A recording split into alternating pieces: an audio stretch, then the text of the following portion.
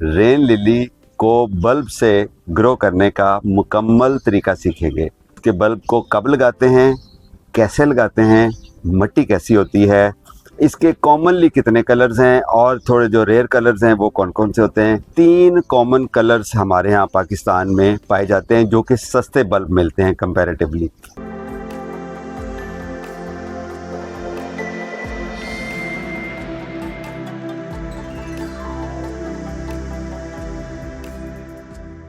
अस्सलाम वालेकुम दोस्तों, मैं हूं आपका जावेद इकबाल। आज की वीडियो में हम रेन लिली को बल्ब से ग्रो करने का मुकम्मल तरीका सीखेंगे। उसके बल्ब को कब लगाते हैं, कैसे लगाते हैं, मिट्टी कैसी होती है, कितना डीप लगाना चाहिए, कितने दिन बाद ये फूल देगा और साल के किस किस महीने में कब कब फूल देगा, इसको पानी कितना लगाना है, इसको खाद कितनी लगानी है, इसको धूप में रखना है या साए में रखना है और कितने मल्टीप्लाई करते हैं ये बल्ब्स, यानी कि एक से कितने बल्ब और आगे बन जाते हैं, इसके कॉमनली कितने कलर्स हैं और थोड़े जो रेयर कलर्स हैं वो कौन कौन से होते हैं। इन सारी बातों का आज हम अहाता करेंगे। इससे पहले मैं आपको एक बहुत मज़े का टूल दिखाता हूँ। इसको कहते हैं जी ट्रॉवल, और ये है जी ये 2 तरह के ट्रॉवल होते हैं, एक जिसके ऊपर ये ग्रेडिंग नहीं होती और एक वो जिसके ऊपर ग्रेडिंग होती है। तो ये इसको ट्रांसप्लांटर भी कहते हैं क्योंकि इसके अंदर ये एग्जैक्ट लिखा होता है कि जी कितने सेंटीमीटर है, और एक तरफ अपना सेंटीमीटर और एक तरफ इंचेस की ग्रेडिंग दी हुई है। तो आपको कोई सीड लगाना हो, कोई बल्ब लगाना हो, उसकी डेप्थ कितनी होती है वो आप इससे असर्टन कर सकते हैं। इसलिए ये वाला यूज़ करते हैं और दूसरे पर्पज़ के लिए भी यूज़ हो जाता है, गोडी छोटी भी कर सकते हैं। By the way, this is available on greengardens.pk from today onward. बहुत अच्छा अलॉय मटेरियल का बना हुआ है और ये ड्यूरेबल है। गुड, ओके जी, आते हैं वीडियो की तरफ। सबसे पहले आपको ये बताता हूँ कि रेन लिली जिस तरह नाम से जाहिर है, ये रेनी सीज़न में फूल इसके खिलते हैं। आजकल इसके बहुत सारे फूल खिल रहे हैं। अगर हम आज इसके बल्ब लगाते हैं तो विद इन अ वीक इसके फूल पहले निकलेंगे और पत्ते जो हैं वो थोड़ा पीछे पीछे होते हैं, फूल आगे आगे होते हैं अगली साल में। तो फटाफट आपने, अभी मौसम है राइट लगाने का। बाय द वे, आज अगस्त की 17 तारीख है 2024। इस वक्त मॉनसून का मौसम चल रहा है और इस वक्त रेन लिली के बल्ब लगाने का बेहतरीन मौसम है। मौसम के हवाले से मैं आपको ये बताता चलूँ, rain lily by the way पूरा साल इसके बल्ब लगा सकते हैं, लेकिन आइडियली इसके 2 आइडियल मौसम है लगाने के, लेट समर्स और अर्ली स्प्रिंग। ठीक है, इसमें आप लगा सकते हैं, यानी कि जब मोतदिल मौसम हो। और आजकल लगाना तो बेहतरीन है। अभी आप लगाएंगे, आज अगर लेट से आप बल्ब लगाते हैं तो 1 हफ्ते के अंदर इसके फूल निकल आएंगे, फूल आगे आगे होंगे और पत्ते पीछे पीछे होंगे, यानी कि सर फहरिस्त आपको फूल मिलेंगे। इसके 3 कॉमन कलर्स हमारे यहाँ पाकिस्तान में पाए जाते हैं जो कि सस्ते बल्ब मिलते हैं कंपैरेटिवली। इसके बल्ब की प्राइस 20-25 रुपए से लेके 30, 40 और 50 रुपए तक होती है, जो कॉमन रेन लिलीज हैं, और साइज़ पे डिपेंड करता है कि कितने छोटा या कितना बड़ा साइज़ है। जो 3 कलर्स हैं जो कॉमन पाए जाते हैं वो है जी येलो, पिंक और वाइट। तीनों बहुत खूबसूरत कलर हैं। अगर आप बिगनर हैं और आप बहुत ज़्यादा ख़र्चा नहीं करना चाहते तो ये बहुत सस्ते हैं, अच्छी इन्वेस्टमेंट है। आप एक बार बल्ब लगा देते हैं इसका। बाय द वे, बल्ब किसे कहते हैं? जो बिल्कुल नए बिगनर्स हैं मेरी तरह, मैं ये अल्फाज उनके लिए बोल रहा हूँ। बल्ब कहते हैं ये चीज़, अगर क्लोज़अप में भी आप देख रहे होंगे, जो पौधे, जो फूल इस बीज से उगते हैं जिसको बल्ब कहते हैं, उनको बल्बस प्लांट्स बोलते हैं। ओके, इनको बल्ब क्यों कहते हैं? क्योंकि बल्ब की तरह शक्ल होती है इसकी गोल। ओके, जो बल्ब होता है वो अपने अंदर, ये नेचर का सिस्टम है कि जब फूल खिल जाते हैं उसके बाद पौधा जो है वो अपना बल्ब प्रिजर्व करता है या बेबी बल्ब बनाता है। तो वो खुराक सारी नेचर से, ज़मीन से, जड़ों के ज़रिए लेके बल्ब के अंदर स्टोर कर लेता है for the next flowering. Next मौसम में वो अपनी फूल और पत्ते और अपनी ग्रोथ के लिए अपनी खुराक इसके अंदर जमा कर लेता है। ये बड़ा खूबसूरत नेचर का सिस्टम है। ऐसे पौधों को बल्बस प्लांट्स कहते हैं। कुछ इसी से मिलती जुलती और राइजोम्स या जड़ें वो भी होती हैं, जिस तरह अदरक होती है उसको बल्ब नहीं कहते, तो वो राइजोम्स होती हैं, और उससे भी वो भी इसी तरह का मिलता जुलता सिस्टम है कि पौधा अपनी जड़ों में अपनी खुराक स्टोर कर लेता है अगली ग्रोथ के लिए, आगे नस्ल बढ़ाने के लिए। ओके, इसका मतलब ये हुआ कि ये वाले जो बल्बस प्लांट्स होते हैं ये अपने बल्ब मल्टीप्लाई करके भी अपनी नस्ल बढ़ाते हैं और अपने बीज से भी बनाते हैं। बहुत सारे ऐसे बल्बस प्लांट्स हैं जिनके आइडियल क्लाइमेट ना होने की वजह से बीज नहीं बनते, लेकिन उसके बल्ब आगे मल्टीप्लाई इजीली हो जाते हैं कंपैरेटिवली। ओके, ये बल्ब से उगते हैं और इसके बल्ब का साइज़ वेरी करता है। अब ये येलो रेन लिली है, इसका जो बल्ब का साइज़ है तकरीबन आधा इंच है या थोड़ा सा उससे कम होगा। जो वाइट है और जो पिंक रेन लिली है उसका वेरी करता है बल्ब का साइज़। अगर बहुत मैच्योर साइज़ हो पिंक रेन लिली का तो वो इससे डबल होता है, और अगर छोटा हो तो वो इससे हाफ भी हो सकता है। वाइट का भी इससे मिलता जुलता प्लस माइनस, यानी कि आधे पौने इंच से लेके या इससे भी थोड़े से लेके और 1-1.5 इंच तक इसके बल्ब का साइज़ हो सकता है। अच्छा, इसमें 3 मैंने आपको कॉमन कलर्स बताए हैं, पिंक, येलो और वाइट। इसमें बहुत सारे हाइब्रिड वैरायटीज़ हैं। ये कॉमन वैरायटीज़ थी 3 और अब हैं कुछ हाइब्रिड वैरायटीज़, जिस तरह आप क्लोजअप में देख रहे हैं। मल्टी शेड रेड में पत्तियों की जो शेप है वो डिफरेंट है, किसी की चौड़ी है किसी के बारीक है। तो इसमें बहुत सारे हाइब्रिडाइज्ड वैरायटीज़ हैं जो हाइब्रिड वैरायटी जिनको कहते हैं, और वो हाइब्रिडाइजेशन खुद लोग यानी कि शौक से भी करते हैं और कुछ कमर्शियली भी करते हैं। तो बहुत सारी हाइब्रिड वैरायटीज़ हैं, जिस तरह हमारे एक दोस्त हैं सिबी में बलूचिस्तान में, नईम मरी, माशाल्लाह उनका बहुत ज़्यादा नैक है और उनको बहुत शौक़ है रेन लिलीज़ का। उन्होंने अपनी कुछ हाइब्रिड वैरायटीज़ बनाई हैं, ये आप स्क्रीन पर देख रहे हैं, ये उनकी अपनी हाइब्रिड वैरायटीज़ हैं। तो इस तरह जो किसी एक स्पेसिफिक फूल या पौधे के साथ अटैच हो जाता है बंदा और उसके ऊपर बहुत सारी मेहनत करता है, फोकस करता है, तो अल्टीमेटली उसके रिज़ल्ट में उसको वो जो प्लेयर मिलती है कि अपनी हाइब्रिड वैरायटी बना के, तो ये उसका रिज़ल्ट है। अच्छा जी, अभी आते हैं जी इसको मिट्टी कैसी चाहिए। चूँकि ये बल्बस प्लांट है, इसने नीचे बल्ब बनाने हैं, तो इसको नरम सॉफ्ट वेल ड्रेनिंग सॉइल चाहिए। ओके, चूँकि ये बल्ब है इसलिए इसको ऐसी मिट्टी चाहिए जिसके अंदर पानी बहुत देर तक ना रुके, यानी कि वेल ड्रेनिंग सॉइल चाहिए। ओके, इसका सिंपल हल है 50% वर्मी कंपोस्ट या ऑर्गेनिक कंपोस्ट या पत्तों की खाद, प्रेफरेबली पत्तों की खाद, और 50% रेतली मिट्टी। अब जब ये मिक्स करेंगे तो आपको एक बहुत अच्छी सॉइल मिलेगी जो वेल ड्रेनिंग भी होगी और रिच भी होगी और सॉफ्ट भी होगी, यानी कि बल्ब की नशोनुमा भी अच्छी होगी, नीचे अफजाइश भी अच्छी होगी, ज़्यादा बल्ब बनेंगे और पानी नहीं रुकेगा और ये गलेंगे नहीं। ठीक हो गया। ओके, ये मिट्टी होगी। इसको रखना कहाँ है? सिंपल सा असूल है, जब आप किसी पौधे से एक्सपेक्ट करते हैं फूल और फल, उसको फोटोसिंथेसिस की ज़रूरत है कम से कम 8 घंटे। इसका मतलब है इसको धूप चाहिए।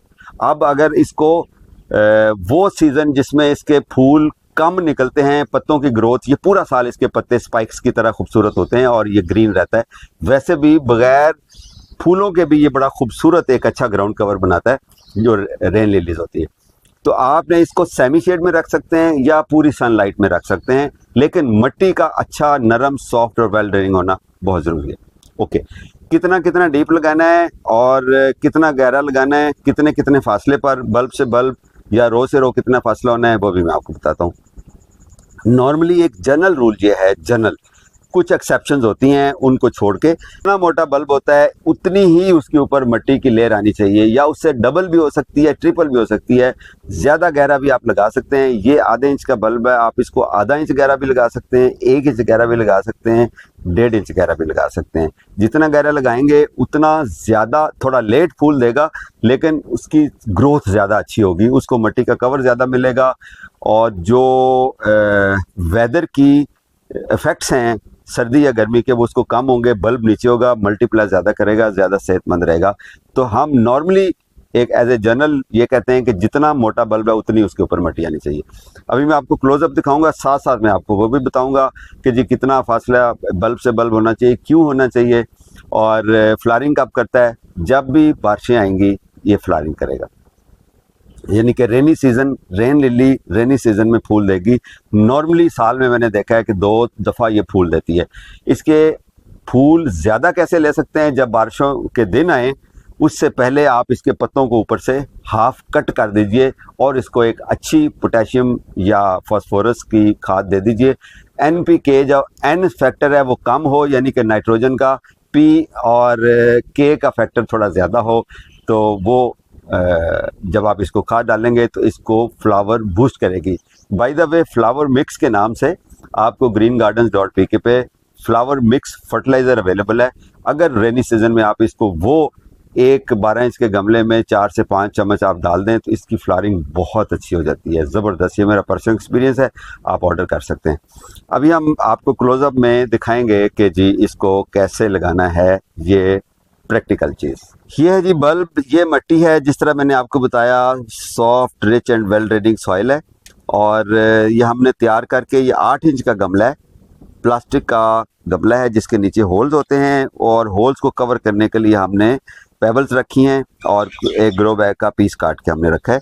अभी आप वैसे, मैं इसको पहले ऊपर रख के दिखाता हूँ। ये हमारे पास बल्ब्स हैं, ये है जी इसका फासला आइडियल। अभी लगा नहीं रहे हैं, मैं आपको सिर्फ रख के दिखा रहा हूँ कि कितने बल्ब आएंगे। तो ये आपने गिनते जाना है, 1 2 3 4 5 6। जब भी आप बल्बस प्लांट्स लगाते हैं या कुछ और भी जो इस तरह बड़े साइज़ के हों, तो आप इस तरह से रख के अपनी प्लानिंग कर सकते हैं पहले, फिर आप उसके बाद उसको फाइनल लगा दें, तो ये सबसे अच्छा तरीका होता है। ओके, अगर आपको फील हो कि यहाँ आगे अंदर भी ज़्यादा होने चाहिए तो आप इसको ये एक लेयर अंदर भी बना सकते हैं। ये लें जी,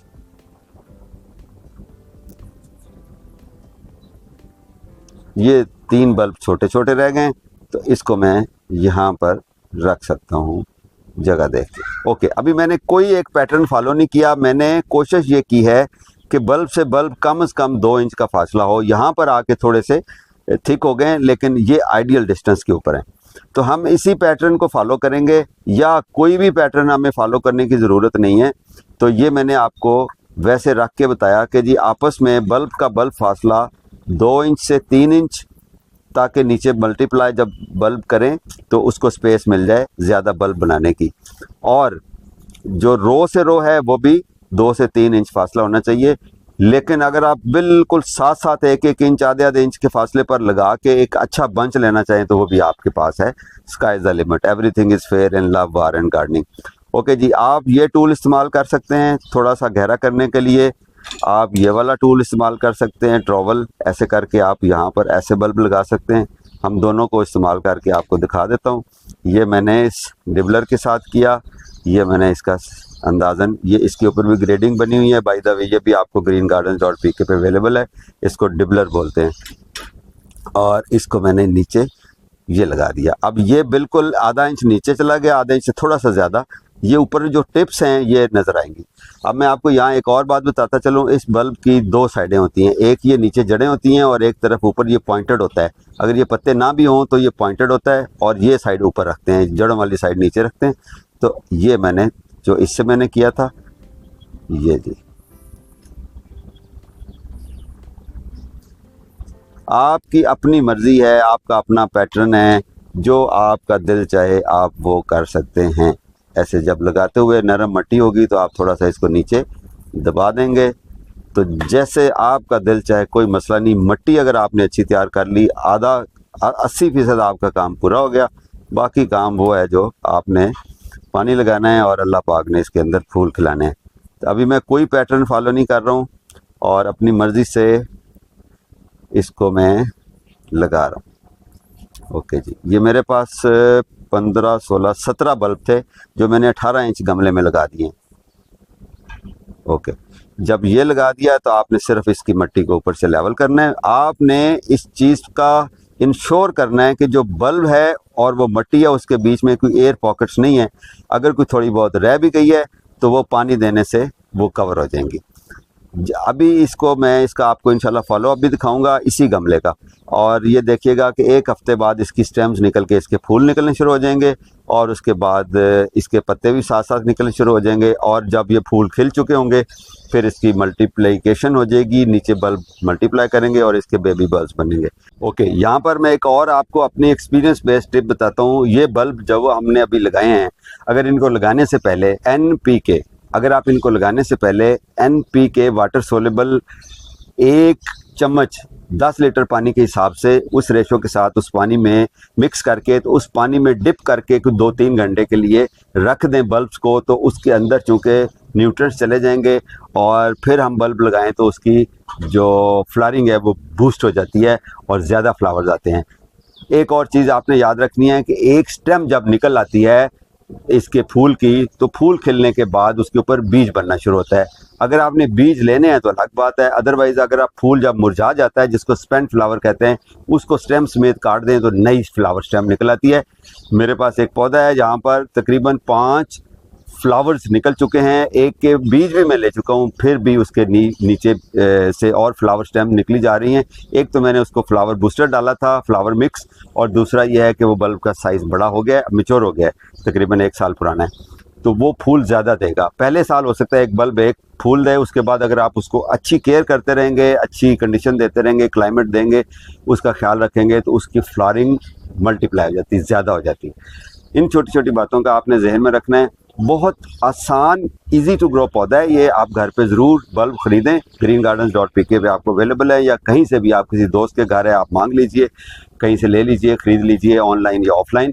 तो इसको लगाइए, ये पूरा साल आपका मुख्तलिफ औकात में फूल देगा, और अगर आप केयर ज़्यादा करेंगे तो ज़्यादा फूल देगा, और ये बल्ब मरेगा नहीं, मल्टीप्लाई होगा और फिर निकाल के आप बांटेंगे। आज आप 10 बल्ब ख़रीदेंगे तो अगले साल, अगले सीज़न में आपके पास 50 तो कम से कम बल्ब होंगे, और उससे आगे फिर 5 से मल्टीप्लाई कर दीजिए। तो ये बहुत अच्छी इन्वेस्टमेंट है। अपना ख्याल रखिए और फूल घर पे उगाते रहिए। आपका लगाया हुआ एक पौधा कुछ ना कुछ कंट्रीब्यूट करेगा ऑक्सीजन की तरफ, ग्रीनरी की तरफ, और आपके ज़हनी सुकून की तरफ। खुश रहिए, अपना ख्याल रखिए। Happy gardening.